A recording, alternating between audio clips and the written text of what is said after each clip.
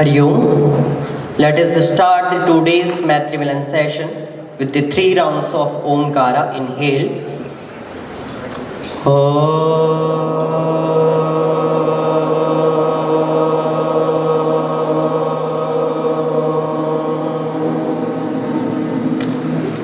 Inhale.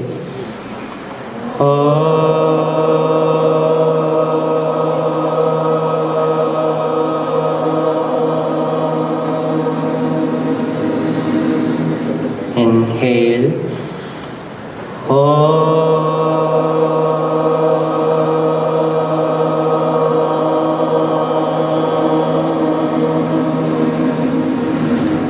Shanti mantra. Om Sahana Bhavatu Sahano Bhunaktu Saha Viryam Karavavahai Tejasvinavadhitamas Uma Vidvishavahai. Om Shanti Shanti Shanti.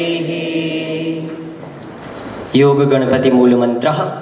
ओम हम संगम भगवते नित्ययोगयुक्ताय सच्चिदानंद रूपिणे विनायकाय नमः. श्री दक्षिणामूर्ति गुरु स्तोत्रम. ईश्वरो गुरुरात्मेति मूर्ति भेद विभागिने व्योमवद्व्याप्त देहाय दक्षिणामूर्तये नमः. स्वामी विवेकानंद प्रार्थना. नमः श्रेयतिराजाय विवेकानंद सूरये सच्चित्सुखस्वरूपाय स्वामिने तापहारिणे स्वामिने तापहारिणे. सामरस्य prayer for harmony from Rigveda. ओम संगच्छध्वं संवदध्वं संभो मनांसि जानतां देवा भागै यथा पूर्वे संजानाना उपासते समानो मंत्रः समितिः समानी समानं मनः सह चित्तमेषां समानं मन्त्रमभिमन्त्रयेवः समानेन वो हविषा जुहोमि समानी व आकूतिः समाना हृदयानि वः समानमस्तु वो मनः यथा वस्सु सहासति. पंचांगम. अद्यतन पंचांगम सप्तविंशत्यधिक-एकशतोत्तर पंचसहस्रतम कलियुगाब्दः श्री विश्वावसु नाम संवत्सरः दक्षिणायनं वर्ष ऋतुः भाद्रपद मासः शुक्लपक्षः द्वादशी तिथिः Uttarashadha नक्षत्रं सौभाग्ययोगः भवकरणं बृहस्पतिवासरः. Today's date 4th September 2025 Thursday. तिथेश्च श्रियमाप्नोति वारादायुष्यवर्धनम् नक्षत्राद्धरते पापं योगात् रोगनिवारणं करणात् कार्यसिद्धिश्च पंचांगफलमुत्तमं. सर्वेषां शुभमस्तु.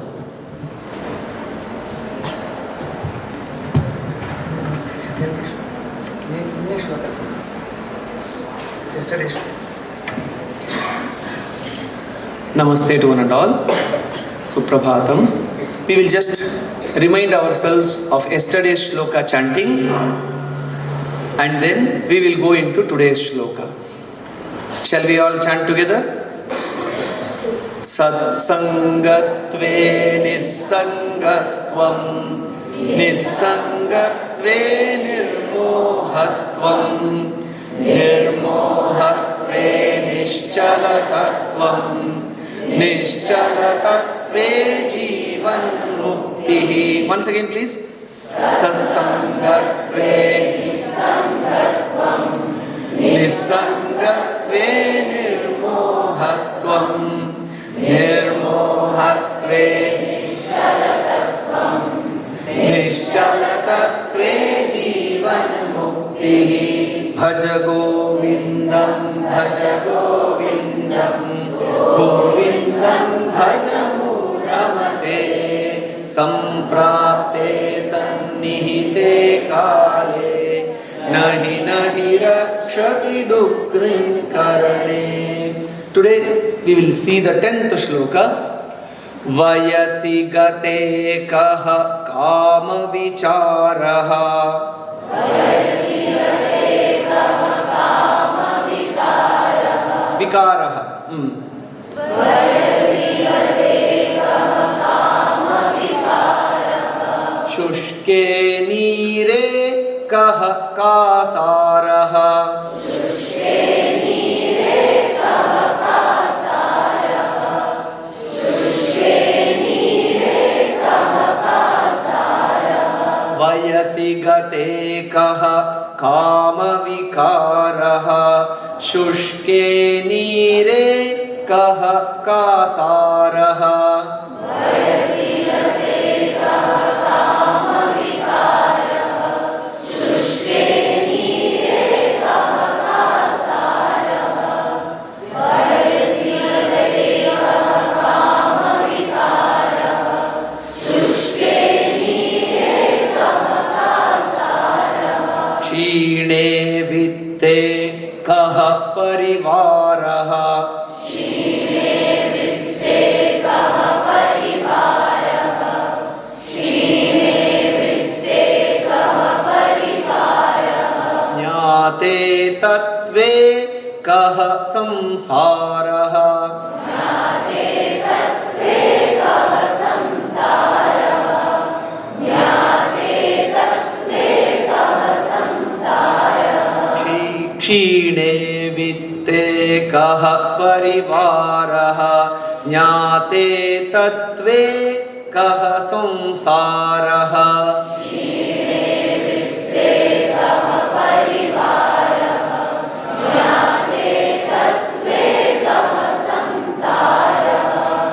Kshine vitte kaha parivaraha. Jnate tatve kaha samsaraha. From the beginning, all of us together. Vayasi gate kaha kama vikaraha. Shushke neere kaha kasaraha. Kshine vitte kaha parivaraha. Jnate tatve kaha samsaraha. Vayasi gate kaha kama vikaraha. Shushke neere kaha kasaraha. Kshine vitte kaha parivaraha. Jnate tatve kaha samsaraha. Very beautiful shloka with lot of alliterations. Alliteration means a repetition of sounds. Kaha, kaha, kaha, kaha. Again, vikaraha, kasaraha, parivaraha, samsaraha. So that makes chanting very enjoyable. So, while expressing the profound truths, the beauty of the words, the aesthetics in the words are also not missed. That's the beauty of Acharya Shankara. That's why his wordings are called as a prasanna gambhiram. Prasanna means pleasant to chant.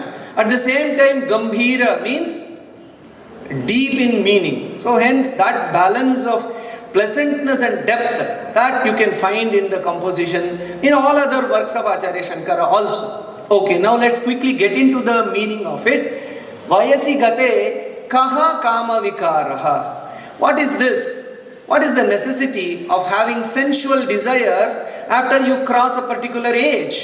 You have to transcend it. Then shushke nire kaha kasaraha. The example given to that is, once there was a lake. If the water is gone, then can that be any more called as a lake? No, it's just a barren plot of land over which now people build so many things. Okay, so hence, or even if there is water, people drain it and build it. That's the trend in Chennai, my hometown, and also in Bangalore. That's a different thing.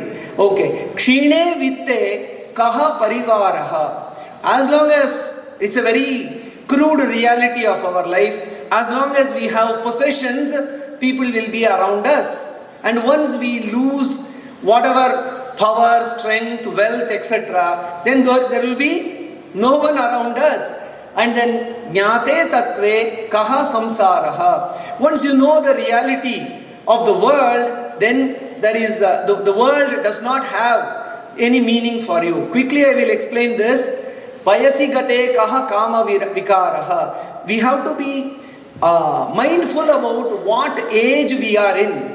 If we are in the age of brahmacharya, we should be focused and we should be like brahmacharis. In brahmacharya, we should not try to become grihasthas. So that will come later. In brahmacharya, let us focus on study.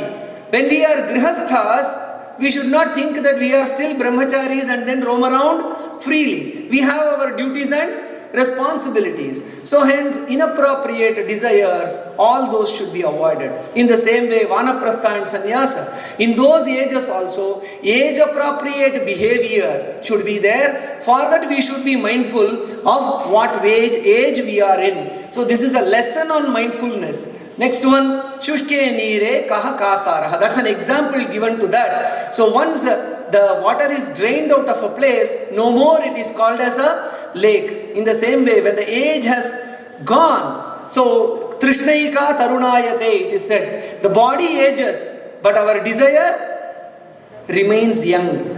At the mind we think we are young and try to do certain things. The body has already aged. So age compatible desires and behavior should be there. And then that's when we can move towards the objectives of life. Kshine vitte kaha parivaraha. So it's all about our possessions. There is an example given by Ramakrishna Paramahamsa. You can see in the cities, an eagle will be chased by so many crows.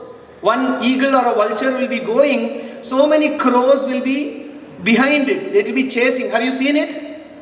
So, because the eagle has a piece of meat in its mouth.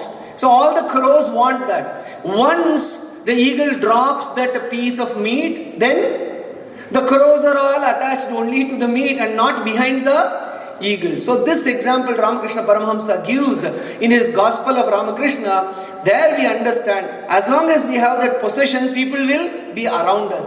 When that is gone, the place or position or power or wealth, if we possess, people will respect us. Once I am retired, once I am aged, there is no respect. So it's all relative. Nothing is absolute for us. No one is going to be in a position of an absolute thing. So hence we should understand the transient nature.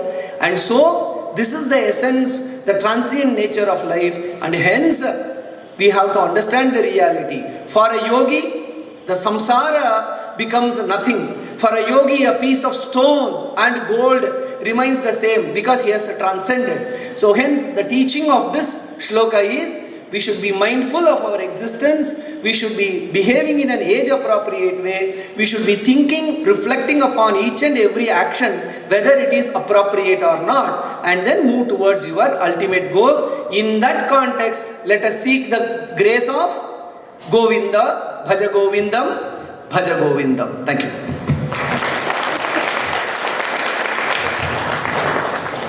Good morning, everyone. On the occasion of Nutrition Month 2025, here we present a microtalk series number 3 by Dr. Manjuna Sharma on the topic Modernization of Food Style Without Losing the Traditional and Spiritual Aspects. To enrich our knowledge on nutrition that blends health, tradition and spirituality, hear the video.